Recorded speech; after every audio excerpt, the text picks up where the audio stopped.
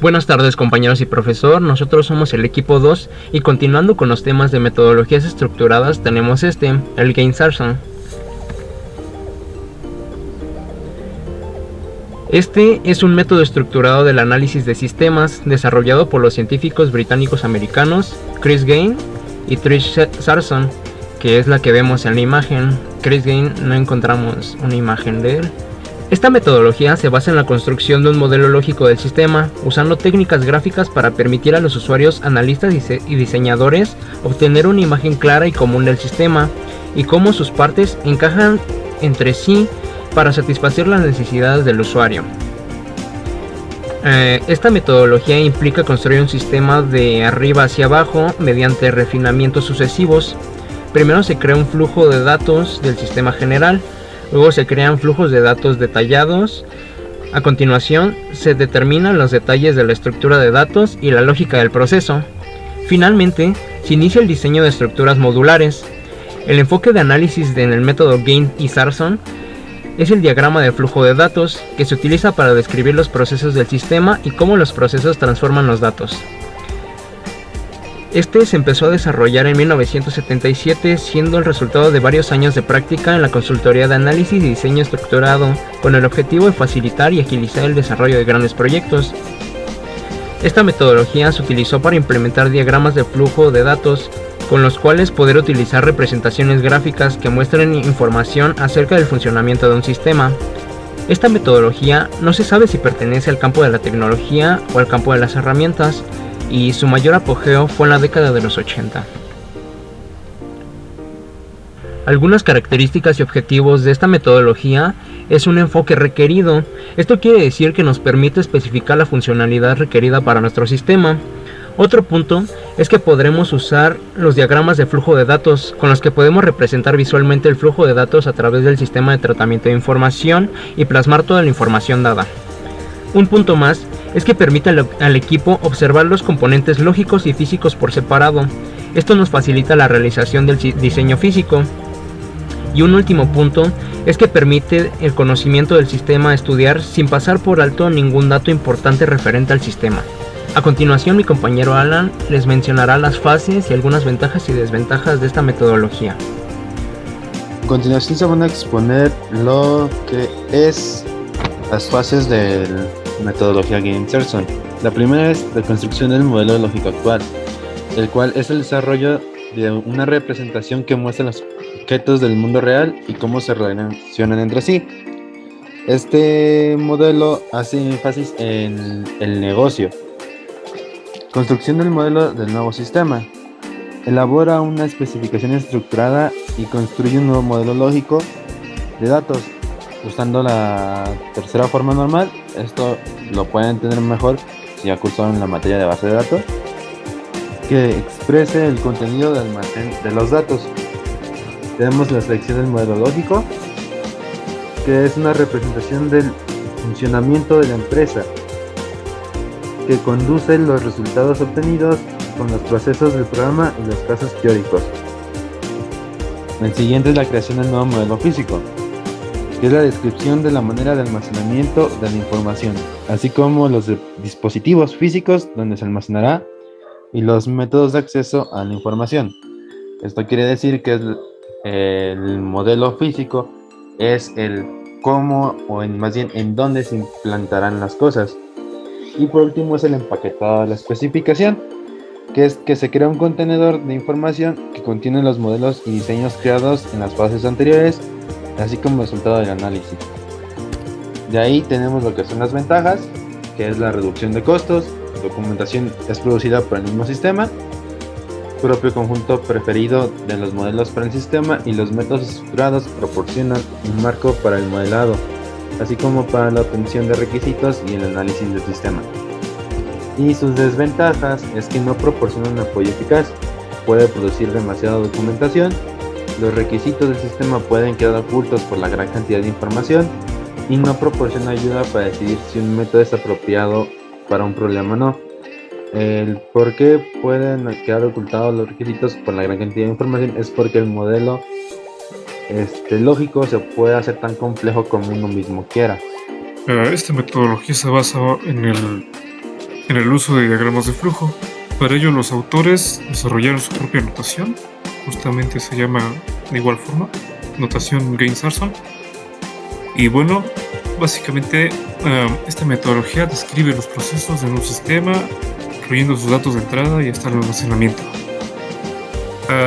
Esta notación consta de cuatro figuras básicas que representan una entidad representada por un rectángulo con el nombre de la entidad, y básicamente son los participantes en el sistema que o bien pueden proporcionar la información necesaria para el sistema o bien pueden consumir esta información.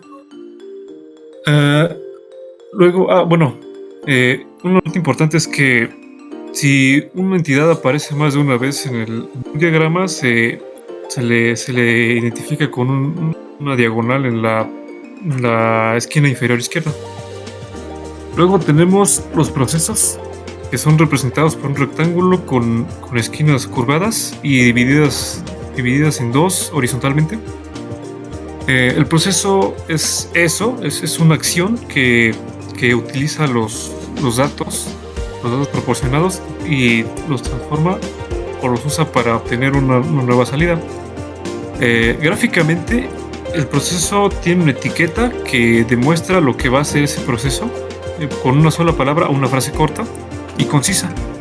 Y tiene un identificador que es un número que se coloca en la parte superior, que no necesariamente representa su orden. Bien, luego tenemos el almacenamiento de datos. Está representado por un rectángulo abierto por la derecha y dividido en dos, pero verticalmente. A la derecha se coloca un identificador que por convención empieza con D y luego un número. Y a la derecha, de igual forma, viene una etiqueta que representa qué es lo que está almacenando ahí. Bueno, este almacenamiento sirve de tal forma que almacena los datos, ya sea almacena los datos obtenidos de una función. Y este es un elemento pasivo dentro de nuestro sistema, ya que no va a modificar estos datos. Finalmente tenemos el flujo de datos, que es simplemente una flecha, con la diferencia de que lleva un texto. Este texto representa los datos que se van a ingresar hacia una función. Es importante recalcar que estas flechas no pueden unir una entidad con otra entidad, un almacenamiento con otro almacenamiento o entre los dos. Siguiente, por favor. Bueno, para concluir este tema vamos a presentar un ejemplo de esta notación. Este ejemplo representa una cuenta de banco. Aquí tenemos involucrados tres entidades: el cajero, el cliente y un banco externo. Para ello tenemos 5 funciones principales. La primera es la de crear la cuenta. Esta es creada esta es llevada a cabo tanto por el cliente como por el cajero. Como se puede notar en las flechas, el cajero, la información que va a proporcionar son los datos de la cuenta, más bien son los detalles de la cuenta, y el cliente va a dar sus datos. Estos datos van a ser utilizados en esta función y van a dar como resultado los datos generales de la cuenta, que se van a almacenar en la base de datos D1, que es la base de datos de la cuenta. Y luego tenemos tres funciones que son exclusivas del cliente. La primera es la de iniciar sesión, en la que el cliente va a dar sus datos de inicio de sesión, ya sea contraseña y cuenta. Y la función lo que va a hacer aquí va a ser una especie de ciclo. Primero va a mandar los detalles que le dio el cliente a la base de datos, y la base de datos le va a devolver los detalles del cliente, todos los detalles de su cuenta. Luego tenemos la función 3, que es el de retirar dinero. Aquí el cliente va a mandar dos datos: el monto que quiere recibir y una solicitud para justamente hacer el retiro. Este proceso lo que hace es le va a mandar a la base de datos el saldo actualizado dependiendo de lo que le mandó el cliente.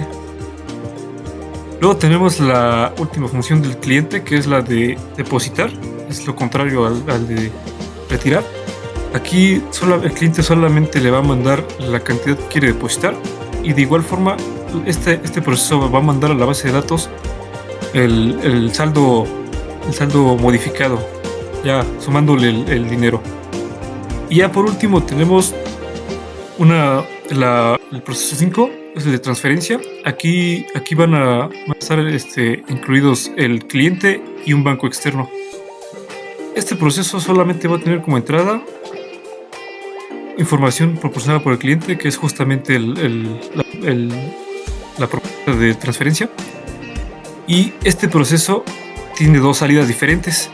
Una salida va a ir hacia la base de datos, que va a mandar el saldo modificado, y la otra salida va a ser una propuesta de transferencia y va hacia un banco externo, que es nuestra última entidad. Eso sería básicamente todo este diagrama. Y de igual forma sería todo por parte del método Gainsarson. Gracias.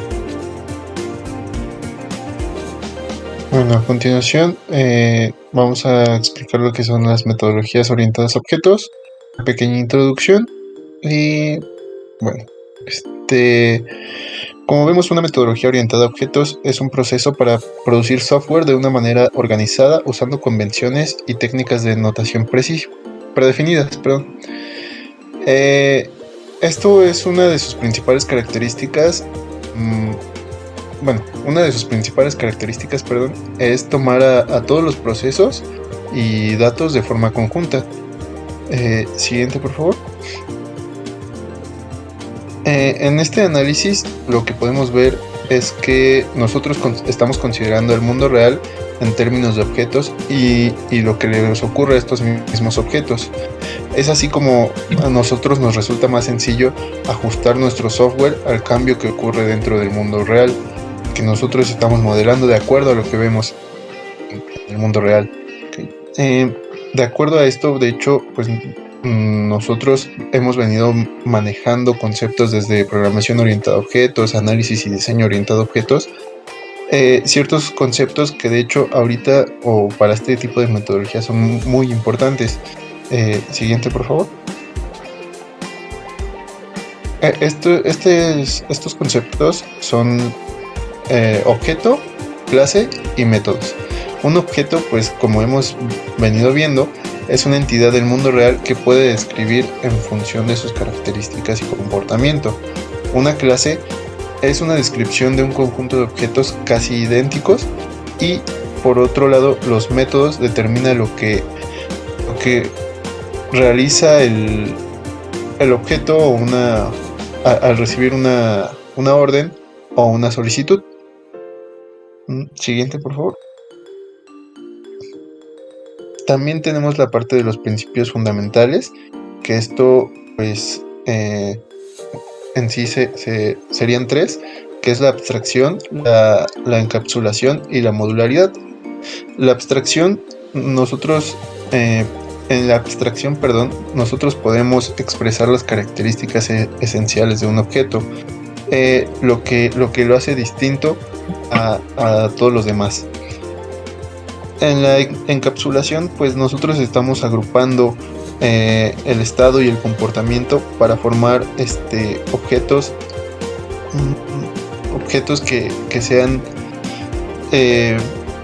parecidos de cierta manera. Entonces, pues a esa parte nosotros la encapsulamos y dejamos algunas partes de código o algunas partes del diseño abiertas a otras partes, o únicamente las dejamos para ese pequeño encapsulado.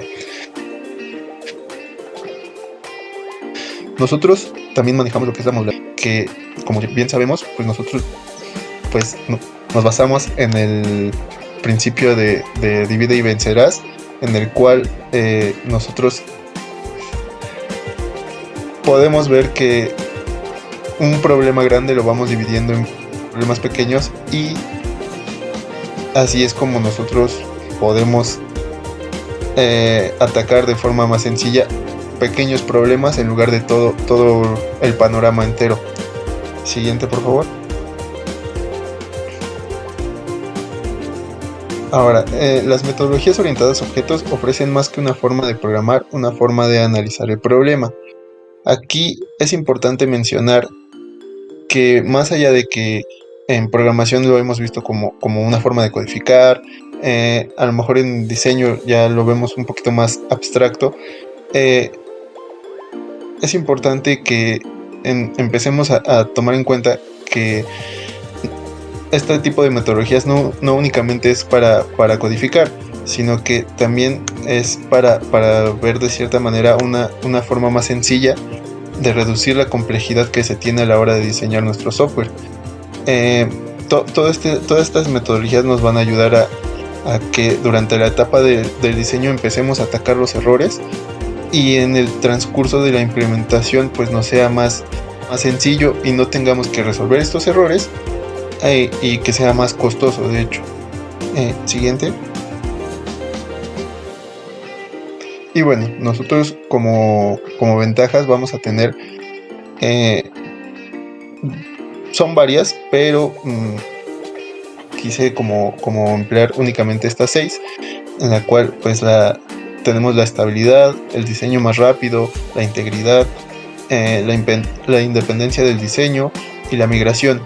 Nosotros tenemos también mejores herramientas a la hora de desarrollar, o bueno, a la hora de modelar, como es el caso, mejores herramientas case. Perdón. Y siguiente, por favor.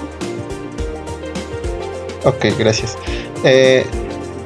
Bueno, además de todos estos principios y conceptos que hemos analizado, mencionamos ciertas cuestiones de modelado, en el cual también podemos tener a distintos niveles y en distintos tipos, bueno, dependiendo de cómo analicemos el caso. Como son, bueno, nosotros podemos modelar con los diagramas de clases, los diagramas de casos de uso, los diagramas de objetos, los diagramas de actividades, de iteración, de estados y de implementación. Más adelante mis compañeros lo van a exponer con respecto a algunas metodologías, pero pues sí es importante que nosotros tengamos en cuenta la elección de qué modelos se van a crear, porque esto influye directamente sobre cómo vamos a atacar el problema. Debemos ver que sean flexibles y reutilizables. También todo el modelo que elijamos se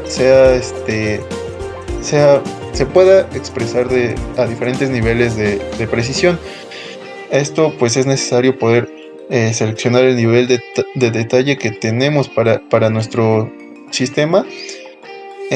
También los mejores modelos están ligados a la realidad. Es importante esta situación porque, como mencionamos, mientras más acercado a la realidad esté nuestro análisis o nuestra metodología, pues más sencillo es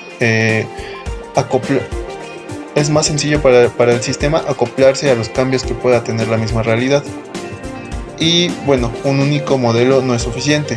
Nosotros no podemos solo diagramar de acuerdo a, no sé, usar el diagrama de casos de uso y ya pensar que con eso ya está bien modelado toda nuestra metodología, sino que para varias situaciones o para varios o para distintos problemas vamos a utilizar a lo mejor diagrama de casos de uso o diagrama de objetos. O sea, son distintos y que de hecho pues de preferencia sería utilizarlos desde los pequeños problemas que se puedan leer de leer y construir de manera independiente. Siguiente. Ok, y bueno, esto sería todo por mi parte. Mis compañeros continuarán con el siguiente tema. Presentando OMT, que en inglés sería Object Modeling Technique. ¿Puedes dar siguiente, por favor? Bueno, comenzando, los creadores de OMT son estas dos personas que ustedes ven en pantalla. El de la izquierda es James Wrong y el de la derecha es Michael Blaha. Bueno, este modelo fue creado en 1991 y es una de las metodologías y análisis y diseño orientado a objetos más maduras y eficientes de su tiempo. Y ustedes se preguntarán, ¿por qué lo fue así? Bueno, la gran virtud que aporta esta metodología fue su carácter, que es abierta, o sea, no propietaria. Esto permitió que fuera de dominio público y en consecuencia sobreviviría una enorme vitalidad. Siguiente.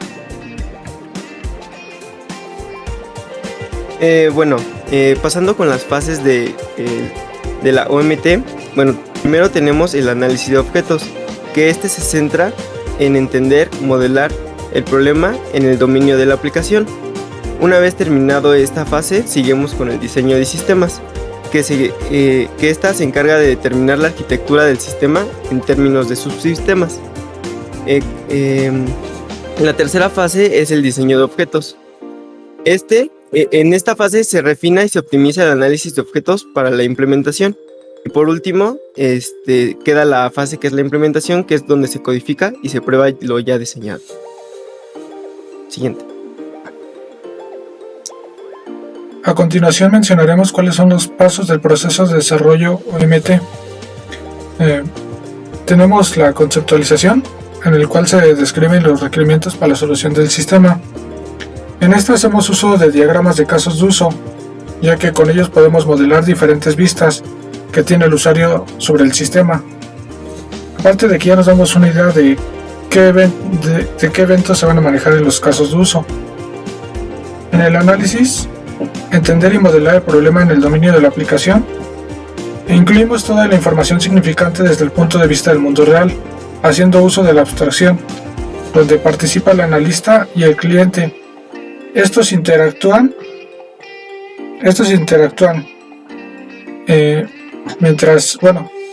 durante esa interacción el analista realiza juntas o encuestas para captar la idea que tiene el cliente.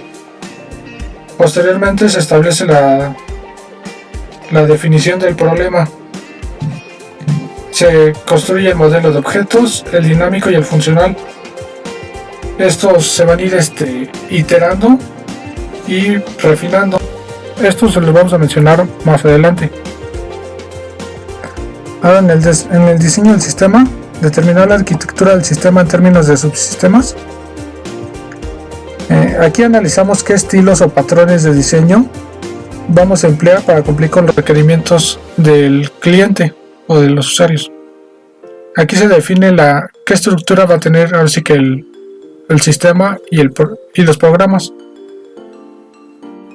En el diseño de objetos, refinar y optimizar el modelo de análisis.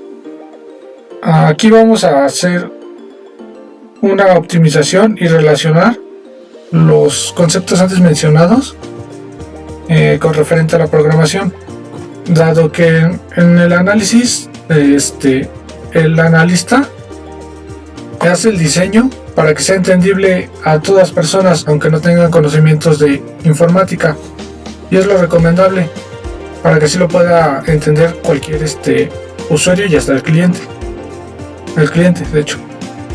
Entonces en el diseño de objetos aquí ya lo estamos relacionando con la programación, con conceptos de programación. En código, aquí vamos a implementar las clases de objetos en un lenguaje de programación. Aquí en código ya ver si las clases están relacionadas, todo lo que conlleva ahora sí que a código por parte del programador. Y después tenemos las pruebas. Estas se realizan para verificar el comportamiento de las clases y objetos. Aquí vamos a ver cómo estas ya se hacen prácticamente al final. Y aquí vemos cómo se está comportando el sistema a determinados eventos. Cómo se comportan así que los objetos, dado que pueden tener comportamientos diferentes depende cómo se hayan programado. Y eso sería todo de mi parte. Ahora pasaremos con mi compañero, el cual va a describir la siguiente diapositiva. Ok, bueno, lo que voy a explicar yo es el modelo de objetos, si le puedes cambiar de diapositiva. Pues en el modelo de objetos lo que tratamos de simular es Pues lo que tenemos en el paradigma de objetos, ¿no? Las clases, objetos, enlaces y la herencia, que es las partes fundamentales para la metodología. También en el paradigma, que es muy relacionado uno con otro. Ya sea clase, ya sabemos que una clase es una abstracción de algo que tiene solamente sentido en el contexto de nuestro programa.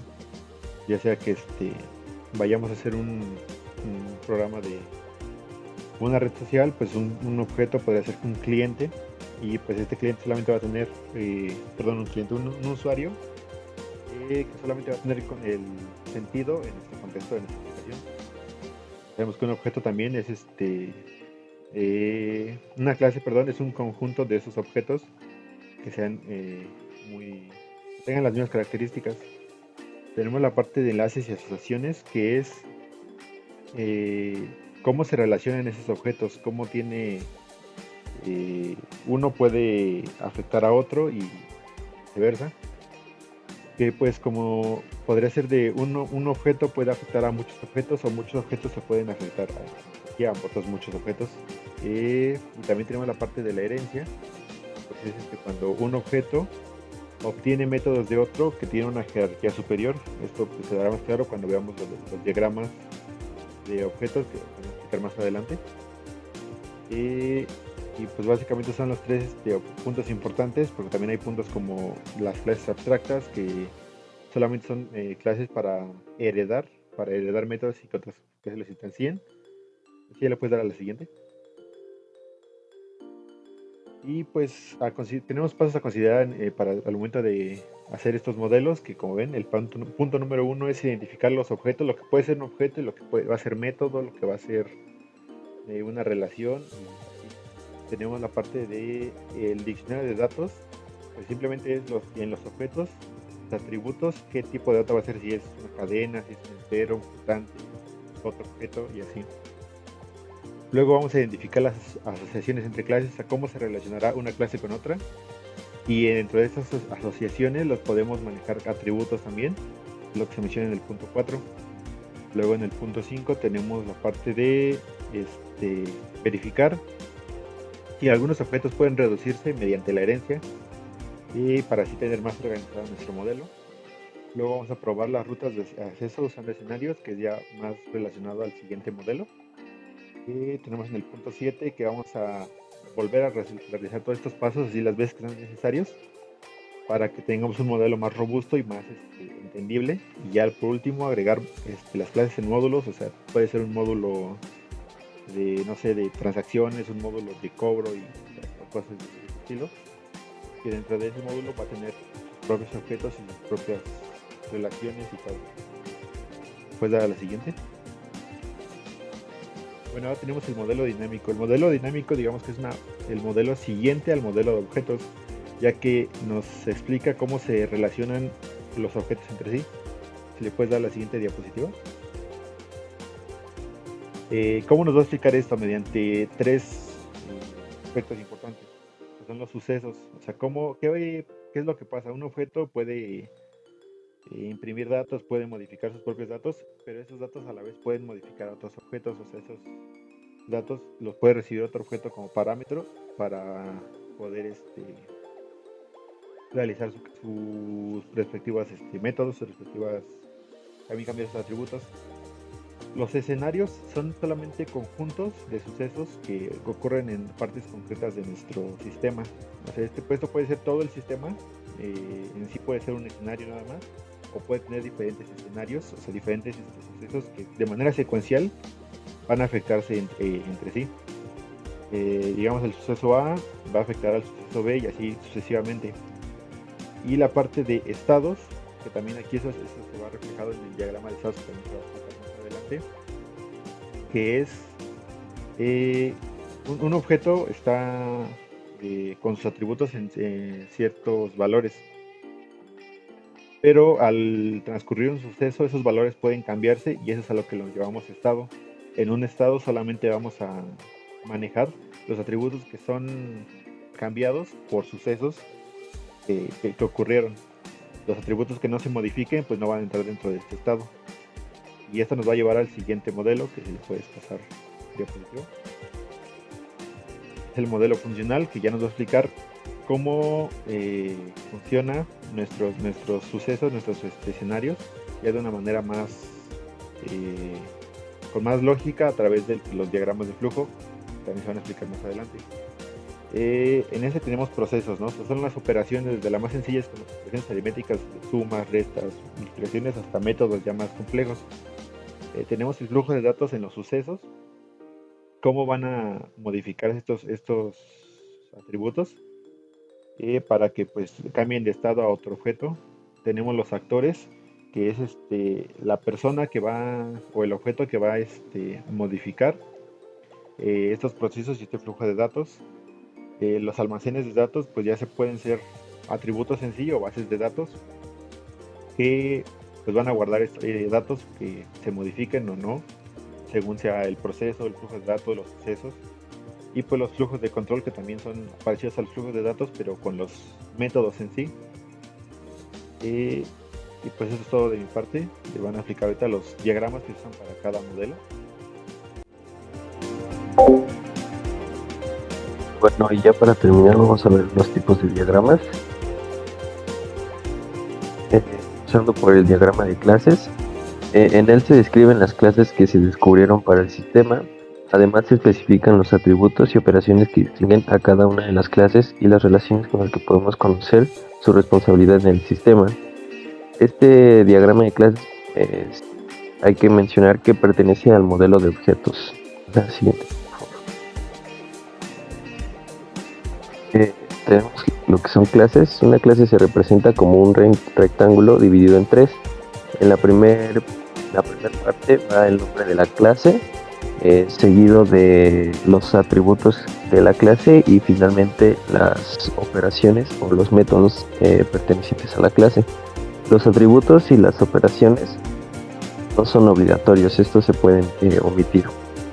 Un atributo distingue a una clase, se anota su nombre y su tipo de dato después de 2 puntos, y además se le puede agregar un valor inicial después de un signo de igual. Por su parte, los métodos son funciones que pueden ejecutar las clases, y bueno, estas se pueden ver como responsabilidades que tiene cada clase en el sistema. Se escribe el nombre y puede llevar parámetros que van dentro de paréntesis. Y además después de dos puntos se le puede agregar un tipo de dato que devuelve la función. Ya que sí. También tenemos relaciones. Las relaciones representan enlaces entre clases. Se dibuja como una línea junto con su nombre, que por lo regular es un verbo. Además se puede definir la cantidad de instancias que intervienen en una relación. Uno y solo uno, binaria que sea solo 0 o 1, múltiple, etc.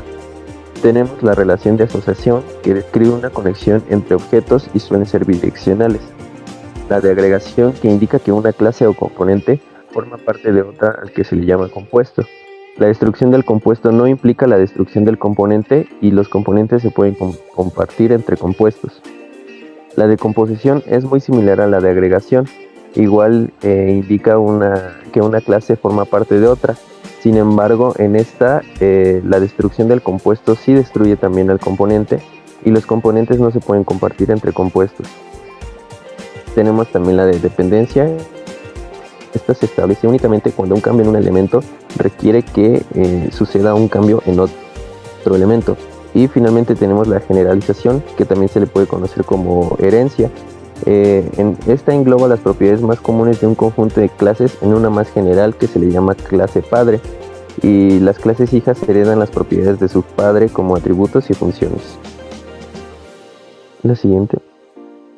Este es un ejemplo. Como vemos, tenemos 7 clases: la clase cliente, la clase orden, la clase platillo, bebida, pago, crédito y efectivo.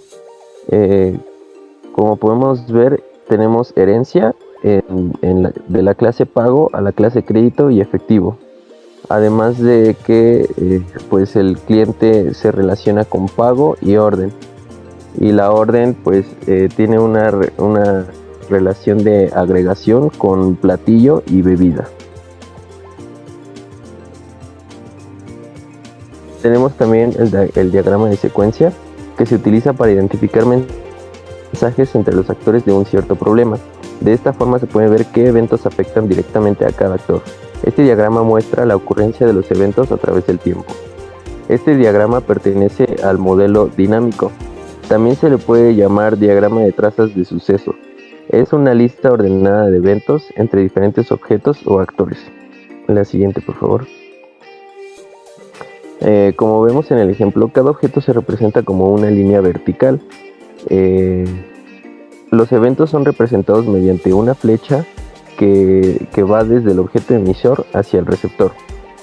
Mediante este diagrama se muestra cómo se comunican los objetos mandando mensajes entre sí, o se puede ver, también se puede ver como peticiones entre objetos. Los mensajes se dibujan cronológicamente de arriba hacia abajo y la respuesta se puede representar como una flecha discontinua, aunque en este ejemplo no hay. Pero podemos ver cómo el jugador manda un mensaje y se inicia hacia Pac-Man, y Pac-Man va a estar constantemente caminando hasta que encuentre una píldora y se la come, y ahí también va a estar constantemente caminando.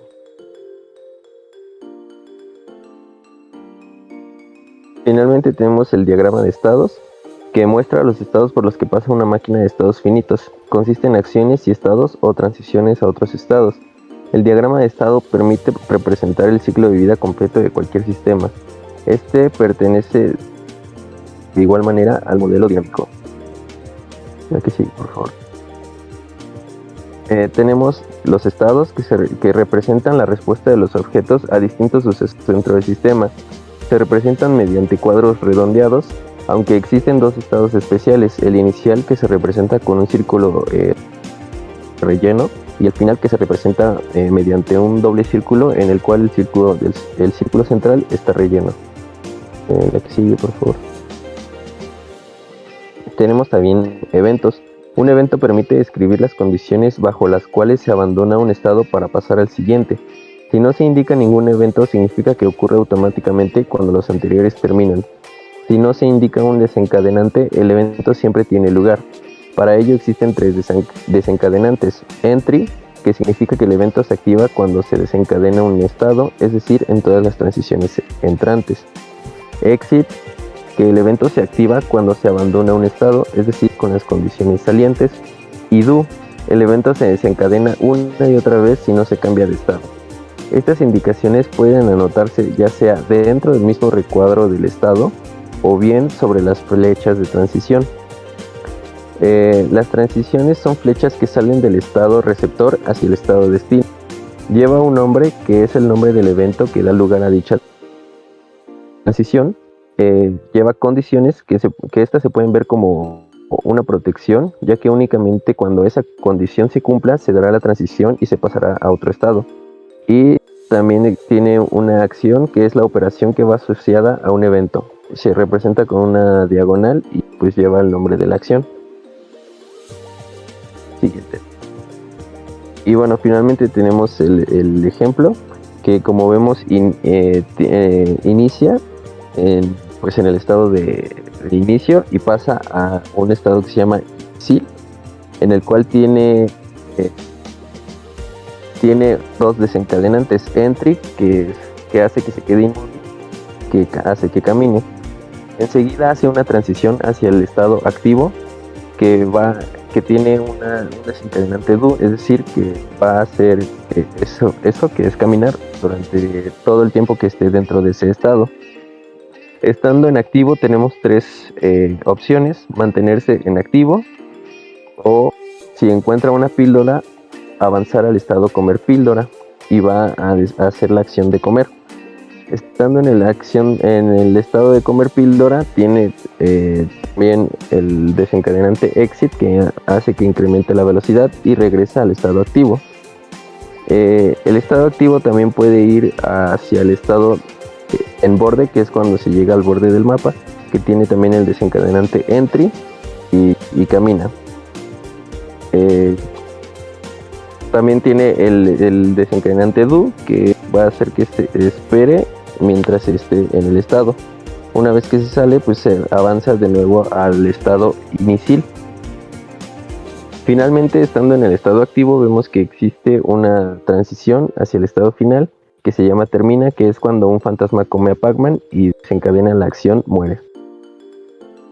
Eso sería todo, aunque existe un último modelo, que es el diagrama de flujo de datos, que pertenece al modelo funcional.